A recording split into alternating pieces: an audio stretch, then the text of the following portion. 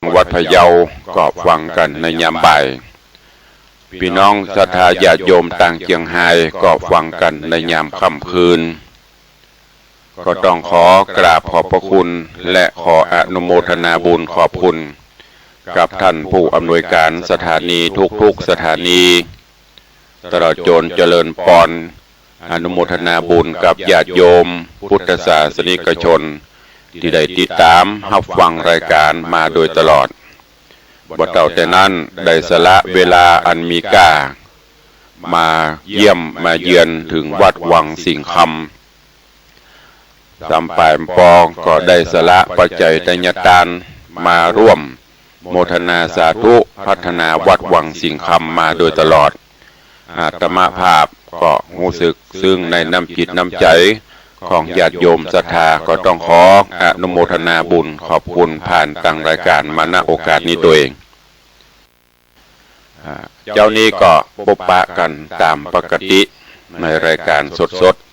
ๆหลังจากเตะไปตั้งใต้รายการก็จะได้เปิดสายหน้าไมค์คือพอออกไม่ออกศรัทธาที่ได้ติดตามรับฟังได้รายงานผลการรับฟังแจ้งผลการรับฟังเข้ามาเพื่อที่ตังจะได้รายงานคือตังตันผู้อำนวยการว่าญาติโยมศรัทธาฟังตั้งใดสัญญาณชัดเจนกาบ่ชัดเจนกาจะได้เพื่อที่จะได้ปรับปรุงคือญาติโยมทั้งหลายได้รับฟังกันก็เป็นที่น่าอนุโมทนาที่ตั้งสถานีวิทยุบริการสาธารณะจังหวัดเชียงใหม่วิทยุล้านนา CM77 ก็ได้ยิงสัญญาณไปยังพี่น้องญาติโยมต่างอำเภอฝางอำเภอแม่อายอำเภอเป้าอำเภอชัยประการโซนทางเหนือก็จะรับสัญญาณจากสถานีวิทยุของล้านนา CM77 ได้ยินทั่วกันโซนตั้งดอยสะเก็ดตั้งสันกำแพงตั้งสันกำแพงสันทรายสันละปีตลอดจนตามในเมืองแม่แตงแม่ริมเฮานี้หรือว่าโซนตั้งใต้หางดงสันปะตองก็จะรับสัญญาณจากตั้ง 104.5 แล้วก็ตั้ง CM77 ส่วนพี่น้องตั้งเสมิงพี่น้องตั้งแม่แตงแม่ริมเจียงดาวหรือบางตั้งอำเภอเป้า ก็จะรับสัญญาณจากตั้งวัดหนองกายตำบลสันปะยางอำเภอแม่แตงอันนี้เป็นในช่วงเช้าส่วนช่วงบ่ายนั่นก็จะเป็นเทปรายการออกอากาศที่ตั้งสถานีวิทยุพระพุทธศาสนาจังหวัดพะเยาส่วนในภาคกลางคืนก็เช่นเดียวกันก็จะเป็นเทปรายการออกอากาศคือพี่น้องญาติโยมที่จังหวัดเชียงรายผ่านตั้งสถานีวิทยุพระพุทธศาสนาจังหวัดเชียงรายของวัดพระแก้วเชียงรายของคณะสงฆ์จังหวัดเชียงรายอันนี้เป็นรายการผังรายการที่ได้แจ้งให้ญาติโยมทั้งหลายได้ติดตามรับฟังกัน ในส่วนบ่ายวันพุธวันพฤหัสวันศุกร์ก็จะออกอากาศที่สถานีวิทยุคลื่น96 เมกะเฮิรตซ์ของวัดพระธาตุเจ้าดอยสุเทพตั้งแต่เวลาบ่าย 3 โมงถึง 4 โมงก็ขอแจ้งให้ญาติโยมทั้งหลายที่เป็นแฟนๆรายการได้ติดตามรับฟังกันเนอะวันนี้เจ้านี้ก็จะได้เอาธรรมเทศนาอันเป็นธรรมพื้นบ้านล้านนาปะอุ้ยแม่มอนก็เคยฟังกันมาพ่องลูกหลานตานเต้าอาจจะยังบ่เคยฟังหรือบ่เคยฟังแล้วก็ดีมาเทศนาฮื้อท่านทั้งหลายได้รับฟังก็ลองติดตามรับฟังพอลองติดตามรับฟังดูก็จะได้สาระคติธรรมก็จะเจริญพรญาติโยมทั้งหลายเนอะได้ติดตามรับฟังธรรมเทศนาปืนเมืองเหนือณโอกาสบัดนี้นะโม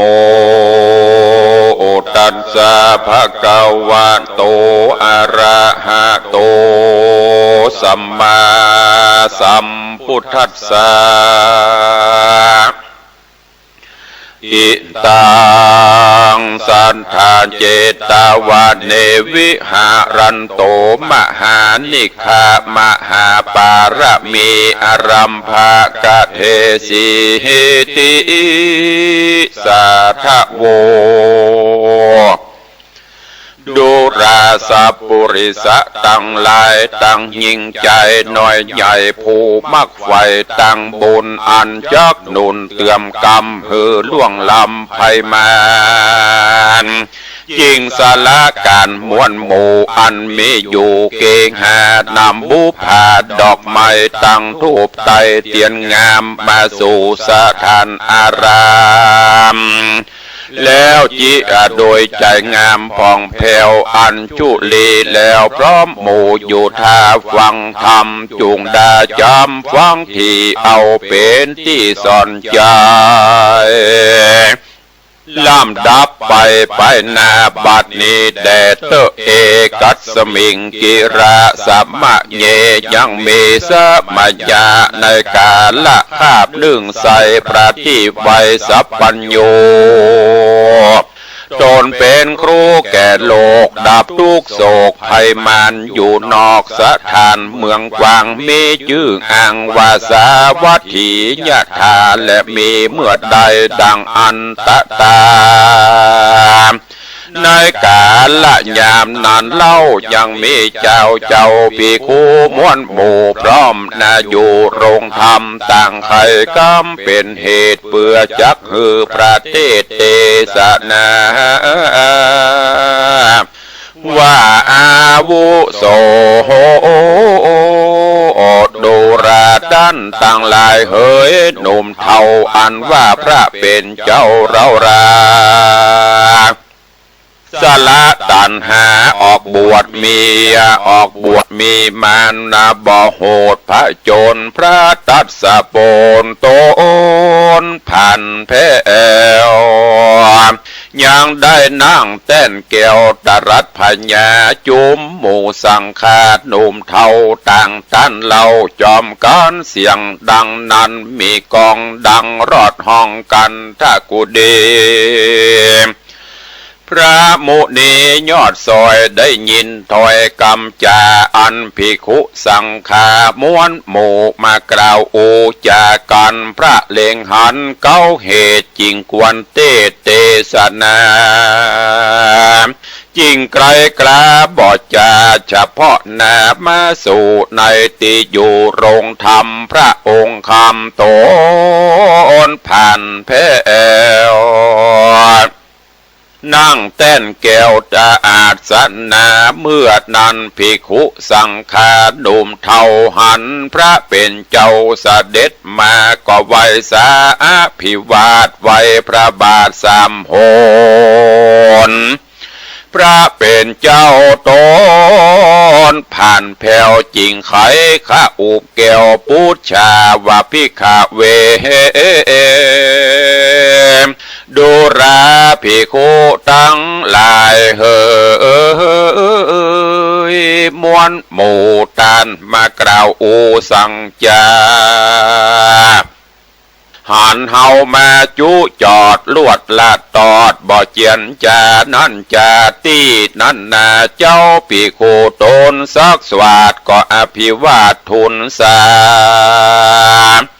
ใครขี้ญาเล่าเก้าเฮอพระเป็นเจ้าตามมีก็มีหันและนาตั้งสุดวาดในกาละนั่นใส่พระที่ไว้ตนองค์อาจจริงโอกาสฝากความนายจริงเทศนาใครบอกเราว่าดูราชาภิกขุเจ้าตั้งหลายตนเป็นสายอริยญาติละเสียงขาดตัณหาพระดาเราพระตถาคตานิโสดได้ออกบวชปัปปจามันยังมาแต่กี่บ่ใจจัดนี้บาเดียวเมื่อเฮาอนอเจวโลกกว้างพงก่อสร้างสมปันพญามารตัวให้ยังปอกไว้ราวีพ พระมุนีตนผ่านแผ่วกล่าวเต้านั้นแล้วลวดบ่เจียนจาหากเป็นประเพณีมาแต่เก่าแห่งพระพุทธเจ้าจุตนจุองค์ก็มีหันแลนา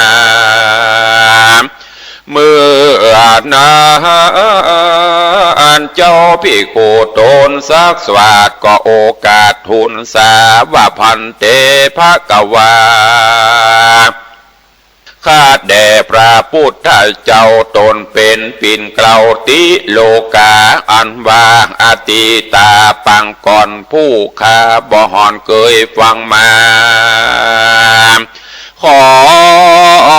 พระคุณนาบอกเล่าฮือภิกขุหนุ่มเท่าม้วนหมู่ได้พร่ำหูแนวนาวแดเตออัฐโคภาควาในกาละนอนใส่พระที่ไว้ต้นผ่านแผ่วก็ไข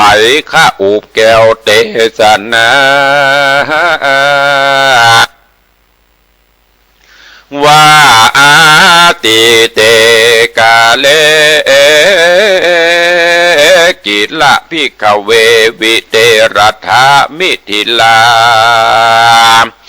ยังนากะเลมหาจนะโกนามราจารัจังกาเลสิดังนี้พิกเวดูราภิกขุตังลายตนเป็นสายอาริยะเจ้าตุคำเจ้าภาวนาแต่ก่อนเมินมาล่วงแล้วยังมีเมืองแก้วธานีผู้คนมีบอดไหลนามกล่าวไว้ว่ามิถิลามีพญาเจ้าโหจังนามกล่าวอ้างว่ามหาชนกมหาชนกะทิราชอยู่ภาษาสาวยเมือ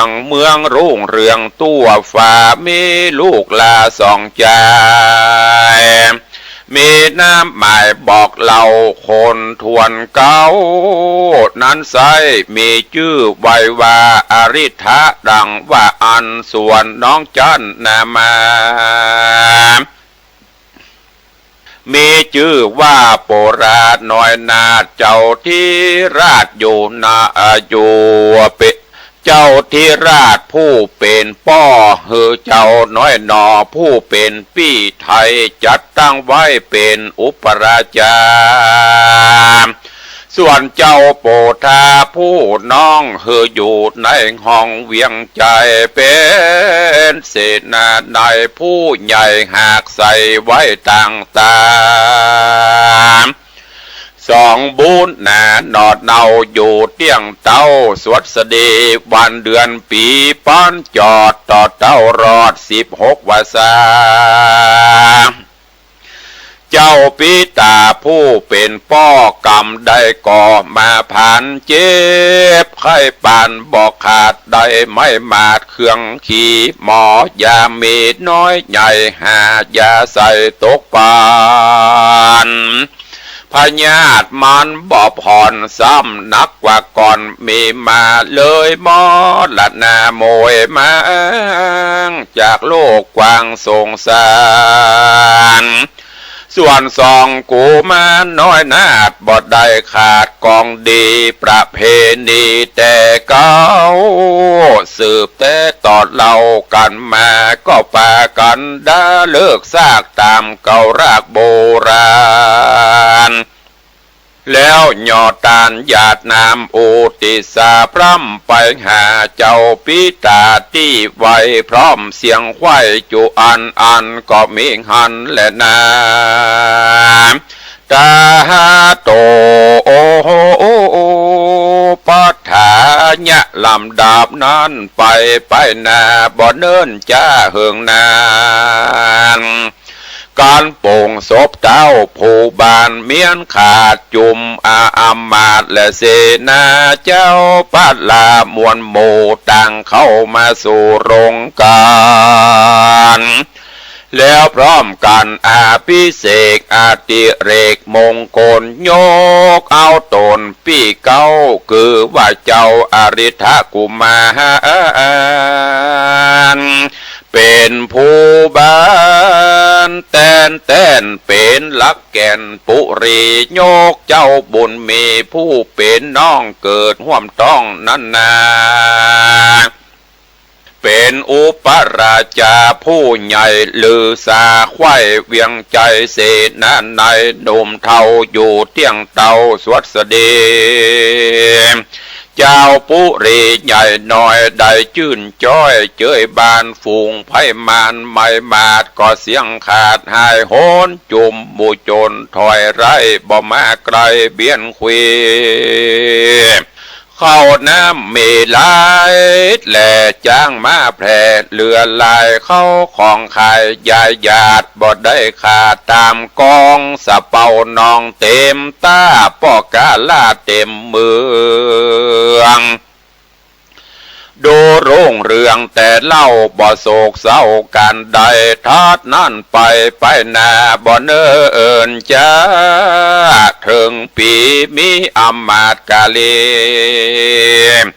ถอยร้ายใจบาปใบมัวดำย้อนใจคำคุณของกับเจ้าผู้น้องโปรามันพิจารณาคำเจ้าว่ากันโปลานอนเนาขึ้นใหญ่กาละไว้ตึงตันได้เป็นเจ้าหอจานที่ราชกูเตียงถึงคาดดีลีพิและมียาจากวนหาอุบายฆ่ามันตายหือวำไวเสียงควายก็ไปน้อมไวทุนสาแก่เจ้าอาริธาผู้ปี้ได้หูทีบัดเดียวแล้วจะเลี้ยวกล่าวอูได้หูขี้ยาว่าข้าแด่มหาราชเจ้าโตโหนับเป็นเก้าเจ้าเมืองข้ายังเคืองบอกขาดเป็นอำมาตย์ผู้ใหญ่มาอันเต้าใส่ไว้ตัวต่างโตนเป็นกังวลบอดแล้วอยู่เวียงแก้วปุรีคือมีคนบอดีถอยไล่เป็นดังไส้เป็นนอนหรือว่าคอนเป็นปลวกเงี่ยกระสวกโกรธาคือเจ้าโปรดานาดน้องจักนำอำมาตย์ตั้งหลายเสนาใหญ่นายม้วนหมู่มาจริงสู่ผามางเอาเมืองกวางราชธานีส่วนเต้าปุรีเจ้าฟ้าข้าเขาจักขาบัดเดียวข้าจริงเลวมากล่าวหูข่าวสัจจังได้ระวังเอาไว้ตามข้าได้ไข่ปันเต้าหอจานผู้ปี้บอกกึดทีไปยาวบ่สืบสาวไปนะฟังกำถอยจ้าสามานฟังกำขานสนสอบมีใจหมอดตัวไปจริงมีอาจญาไขโป่งขาดหืออำมาตย์และเสนายับเอาโปราผู้น้องใส่บ่วงก้องเอาไว้ขังไว้ในเฮือนหลวงอันเป็นนาคงวิบากออกได้ยากเป็นไม้หือเสนาหลายมวลหมู่เห็นเฝ้าอยู่คืนวานเข้าน้ำปั่นเป็นเตือบ่ไฟเอือตัวมันฮือดับขันมวยมั่งจากโลกกว้างโลกาแผ่นดินจักหนาเป็นโยดย้อนมันไล่โหดหานี้เจ้าปุรีผู้ปี้ฟังกำจี้เข้าจ่าบ่พิจารณาซ้อนส่องเฮือแม่นจ้องกองทำย้อนหัวครับย้อนหัวหะดำมืดบอดย้อนมัวหะดำโมหะดำมืดบอดบ่แจงรอดหันใสฟังกำไข่สุยเป่าสุดแต่น้องเนาของตน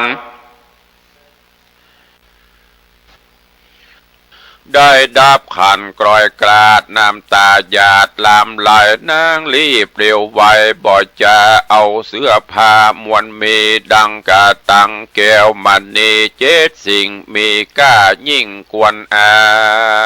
มเกิดมะนีจามจอยโจดกรรมบ่โหดกวน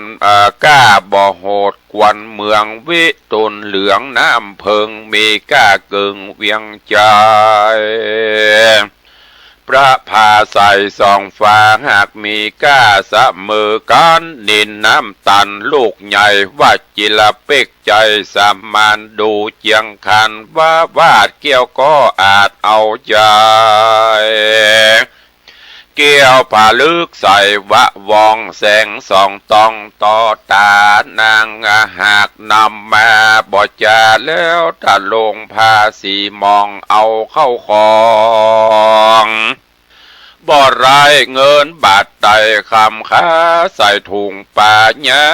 ยบาทออกพาจากภาษาทห่อใจรีบเรียวไวจะใจถึงศาลาใหญ่หิมประตูนางบุญจูยอดซอยก็ถามคนใหญ่น้อยยิ่งใจอันหยาดใหญ่หนุ่มเทาว่าดูราท่านเจ้าตั้งหลาย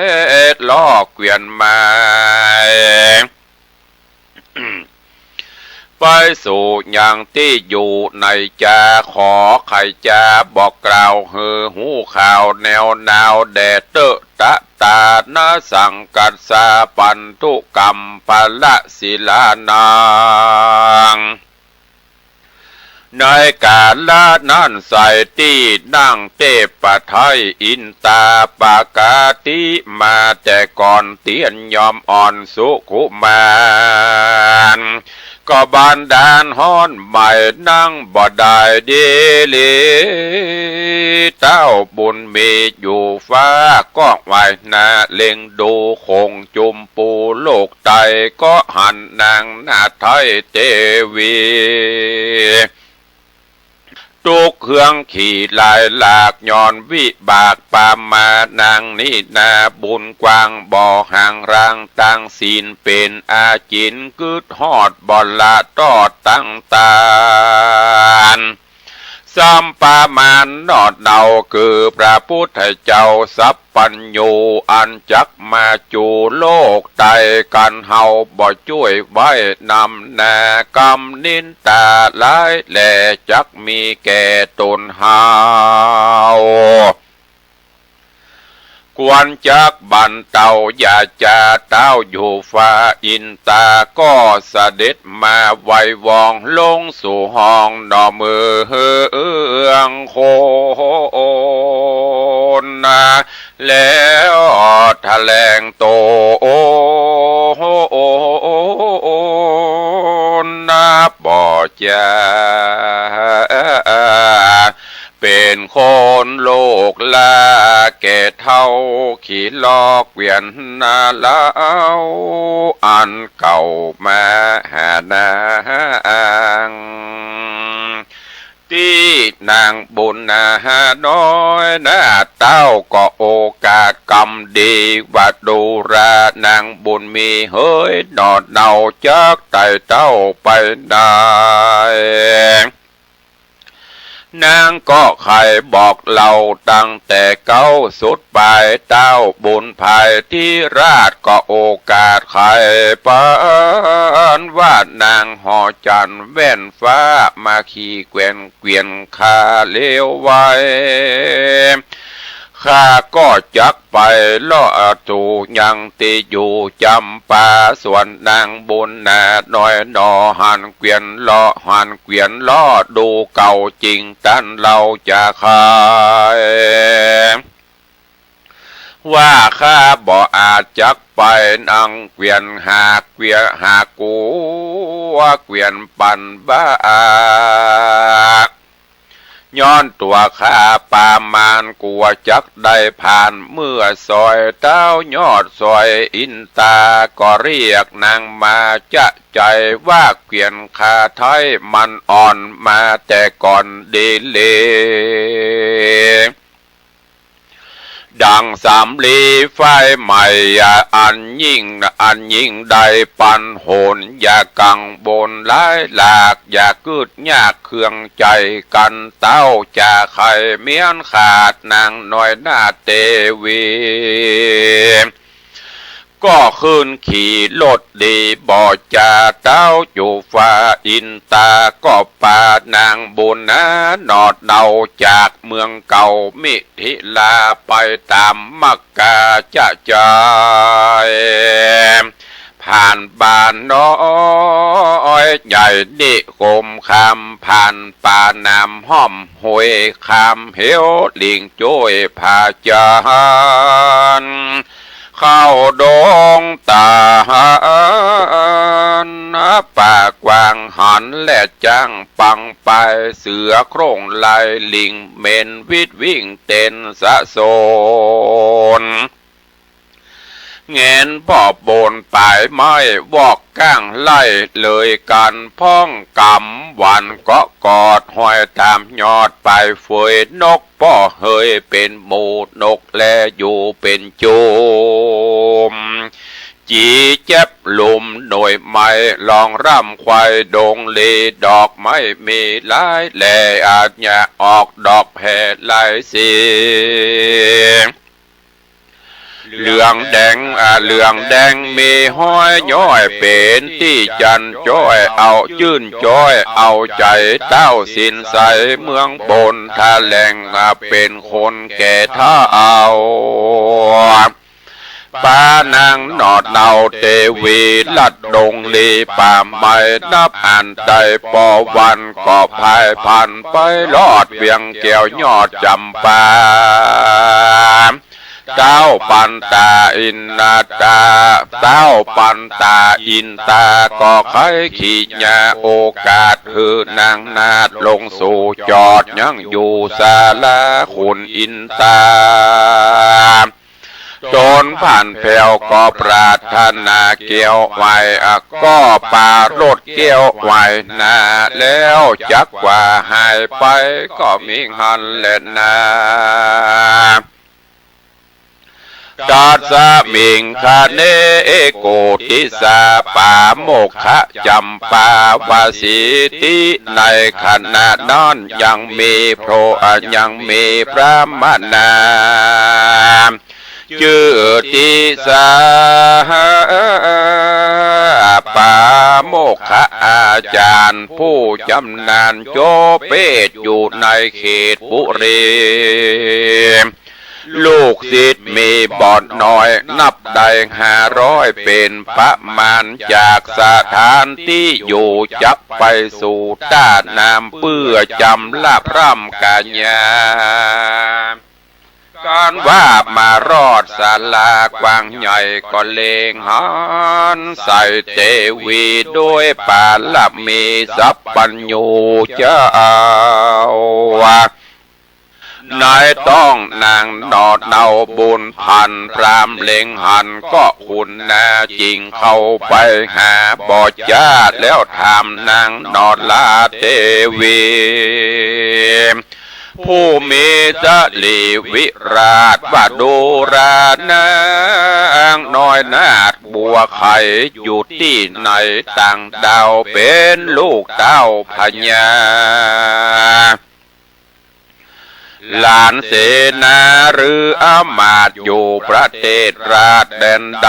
จักไปไหนจากนี้ขอกล่าวจี้ตำมีนางเทวียอดซอยก็กล่าวถอยไขจามลำดับเข้ามาสูดไปโดยปริยายลายแต่บ่เว้นแวบทใดกันนางจากไข่เมียนขาดพรามปะโมกขจาดอาจารย์ก็ไข่ขานบอกเราว่าขอนางนอดเนาจุงมาในแก้จุงอยู่ในแก้วกูจำปาขอฮับนางมาเป็นน้องดังเกิดห่วมต้องเดียวกัน แล้วไข่ปันต้านต่อซึ่งนางน้อยนอเทวีวัดดูลานางบุญมีเฮ้ยน้องไทยเจ้าจุงแสงร้องไห้ว่าดูราบุญมีเหยน้องไทยเจ้าจูงแสงร้องไห้โศกาว่าดังนี้เราลาน้องพี่ปัดรากจากกันที่เหิงนานได้มาปานจวบใส่คนในฮือเขาฮือคนเขาหันหนุ่มท่าเอาจังลูกสิเต่ามวนหมู่บอมมาฮือไผ่หูความในกันพรามจากไข่เมียนแล้วนางดอกแก้วบุญนาก็แสงสีตาร้องไห้ส่วนพรามน้อยใหญ่ลายลามอันเป็นลูกศิษย์พรามมวลหมู่ที่กาอยู่ยังทำอยู่เล็งหันเขาก็ปากันบ่จ้าไปล้อมนาและหลังแล้วทำยังพระมาเจ้าแล้วระนางนอดเนาเทวีก็หูดีแจ้งทีว่าเป็นพี่กับน้องเกิดห่วมต้องกันมาได้ไกลกราปัดรากหรือได้จากกันไปอยู่เสียไกลต่างเตศคงดาวเขตบ้านลาบาดนี้น่ารอดแล้วยังเวียงแก้วปุรีเขายินดีบอดหน่อยน้ำตาย้อยจอมกันแล้วพรามก็เร็วปันบ่เจอปานางนอดลาปอกเก่ายังที่เก่าเฮือนโตนรีบเร่โรนบอกเราคือนางนอดเนาพระมาณีผู้มีสาลีวิราชเมียปราบเมียป่าโมกขอาจารย์หูอาการตามรายก็มีหันและนาตาโตปัฏฐาญะลำดับนานั่นไปนะนางดอดลาบุญมีได้ตั้งได้หนีจากห้องแดนเขตต้องมิถิลา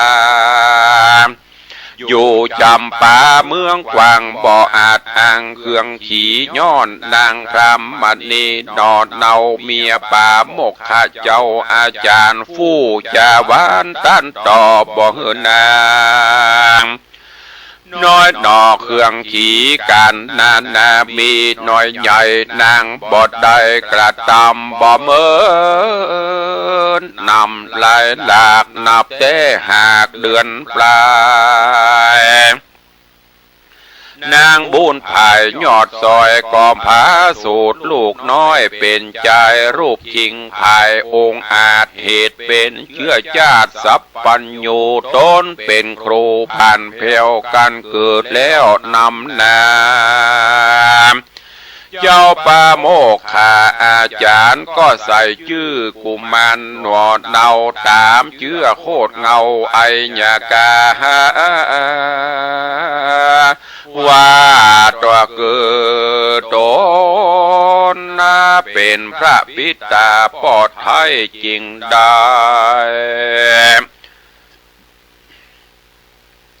ใส่ชื่อไว้ว่าพระมหาชนกกุมมารอยู่สำราญจะใจบ่เมื่อยใครหนาวในบ่มีภัยมาปาดบ่มีพญาติมาแฝงกาญะแห่งบ่อไรขึ้นใหญ่ได้เร็วปันเกาะกำวันวิ่งเต้นกันไปเล่นพันภายกันเด็กตั้งหลายกับเด็กตั้งหลายม้วนหมู่เขาก็มาลุมอูว่าให้ลูกว่าไอ้ลูกแม่ไม่บ่มีป้อเจ้าน้อยหนอยอดซอยก็กระตำเฮอเด็กน้อยลายลามได้ห้องได้ร้องให้ตามเนื่องนานเขาก็ปากัน บ่จะไปบอกปู่ป้าเอาว่าไอ้นั่นนามันให้ลูกแม่ไม้ผัวบ่มีสังอวดดีลำที่มาญาติตูข้ากามกิ้วหน้าและหัวปุ๋มและโนปูดและโนใจหน่อยต่างให้ขาคอยจอมกันส่วนจอมทำนอดไทยหันเจ้าหมูร้องให้บ่จ้าคือเกาะไว้หน้ารีบนี้มีใจใสป้องแผ่วปากราดแก้วว่าจากอบายการว่าตายกระพากดาบจี้จากเมืองโคนยอมเอาตนไปเกิดจันฟ้าเลิศคงสะวันหรือภายพันไปหอดเวียงแก้วยอดเนรปานสุขสำราญข้ามเจ้าบ่ไม่เอาเครื่องกา บัดนี้นาจะกล่าวเฮอหูข่าวตามมีนางเทวียอดซอยกันลูกน้อยใครจะทำหาปิตาป่อไทยดังกล่าวไว้หนหลังนี้ใหญ่ยังไปแจ้งพระจริงแสงเทศนา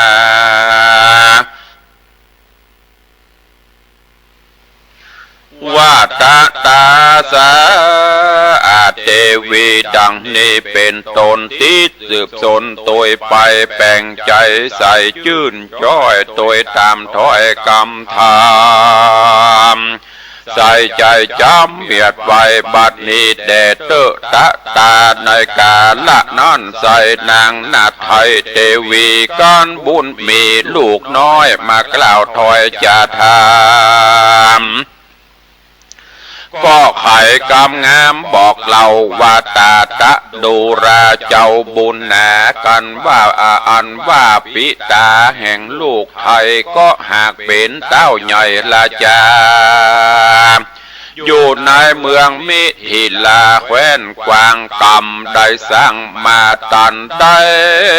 ดับหันพรากนาย้อนศึกกราบเบียนขวีแม่จริงได้หนีเจียนจากตุกลำบากเรือลายดาจักตายมวยมอดก็มีตนเจ้ายอดประโมกขาได้เมตตาเพื่อแผ่บ่ฮือแม่เครื่องเคียงเจ้าบุญมีลูกน้อยจงอยู่ถอยฟังกรรมถึงจากทุกคำลายหลากจากอดสาหะหากเลี้ยงเจ้าบ่หือนอนเนาเครื่องเคียงนอมุนีหน่อยนาดฟังถอยวาดไข่ปันมีใจตันต่ำก้อยให้ข้าค่อยไปมามีน้ำตาตกอาแผ่สราบสามลาลำลายเต้ามีจะหาย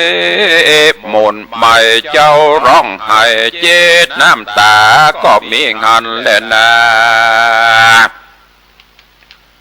โสโพธิสัตโตอันวานอโพ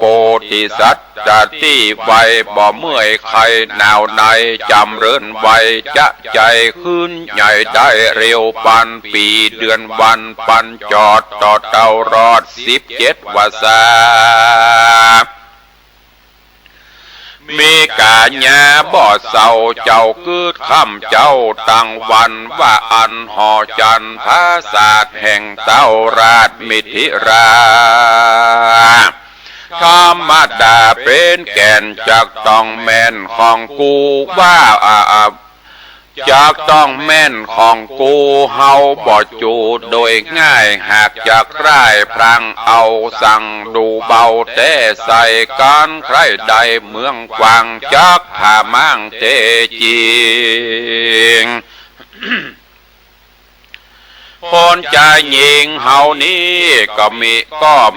บอกกี่คนนะหากเล่าลาผ่ามังจักสมไฟอ่างสันใดควรจักไปนาเพื่อแอวกาและขาย การสมหมายไฟหอยเฮาจะก้อยป่าโจรนำรีปนเข้าภาพเกณฑ์ขนาบเอาเมืองเจ้าบุญเรื่องคืดแล้วใจพองแผ้วเจยบานจริงจะขานแต่ต้านเล่าถามแม่เจ้าบุญมีว่าดังแม่หนีพรากนาได้ของกว่าได้มาเงินได้เงินคำขาก้ายิ่งเกี้ยวแหวนแสนสิ่งเอินคำนางบุญนำยอดซอยก็ตอบถอยกรรมดีว่าบุญมีเฮ้ยลูกไทยของน้อยใหญ่นาแม่หากนำมา เจ็ดสิ่งคือมัดดียิ่งกวนอามคือมาเนยิ่งกวนอามว่าจิละเป็กนางามลูกใหญ่ปะพาใจสามานพอดูคันใจจ้ากระหากมีก้ากวนเมืองวิตุนนาเหลืองน้ำเพิงมีก้าเนื่องปุรีนินน้ำดีว่าวาดแก้วก็อาจวันนาวายแก้วผาลึกใส่ใจจ่าเจ้าจักไปก้าและขายกับคนตั้งหลายนั้นเราก็ตามใจเจ้าบุญมีแล้วไขว่าตีต้านต่อว่ากันลูกน้อยนอจักไปสู่แดนไกลต่างดาวโค้งเขตเตาปุรีจุงสมฤทธิ์หีไฟหอยได้จื่นจ้อยเจยบานสุขสำราญค่ำเจ้าแม่นว่าเจ้านอนตื่นหือได้เงินหมื่นนำมาฟุงโรกาเมื่อยใครอย่ามาไกลถึงองค์จุงสมพระสงฆ์มักไฟได้นางไอมานอนได้มาปอนมาขี่ได้แดนที่ขุนหลวงได้อยู่ขวงภาษาทยะสะอาดลือจ้าคนนาไฟมีจุเมื่อคืนวานปานได้ผ่านปอกเต้ามาหาแม่เจ้าเดิมอ่อนดอปูทอนน้อยนาดฟังโอกาสแม่ขายก็มีใจโจมจืนปีติตื่นยินดีรีบอัญจุลีก้มเกราไว้แม่เจ้าบุญนาจะอำลาขึ้นสู่ในติอยู่แห่งตนก็มีหันและนาปูนนาทีวะเสกันวันลุนมาฮอดกาละต่อตึงตันสั่งหอมกันพร้อมแล้วเจ้าหนอแก้วพุทธาก็รีบไกลกราบ่เจอกับพ่อกาบ่อนน้อยมี500เป็นประมาณจากสถานที่อยู่บ่ายหน้าสู่หน้าวาก่อนว่ามาพร้อมนาเรือบ่จาบัดเดียวออกฝั่งเร็ววะวองก็รอดเจาะก็ลอดถึงจองน้ำกวางดูอ่างว่างสุดตาเหือก็มาใกล้กระจะใจนับอ่านได้หลายวันก็มีลมผ่านบันบาลมแห่งกระปันกวางเลือลมแรงกาปันกวางเหือเลยแตกมั่งขจายโหนตั้งลาน้อยใหญ่แตกตื่นควายสาโสอาสมาตานโกดแผดเอาสิกับญาติโยมท่านสาธุชนทั้งหลายวันนี้ขอความสุขสดสดีจงบังเกิดมีกับญาติโยมศรัทธาทุกท่านอยู่เย็นเป็นสุขจุ่มเนื้อเย็นใจขอให้มีสุขภาพพระนามัยสมบูรณ์แข็งแรงเหมือนกันจุตนจุองค์จุผู้จุคน ยัตตาโลธรรมาวัฏันติ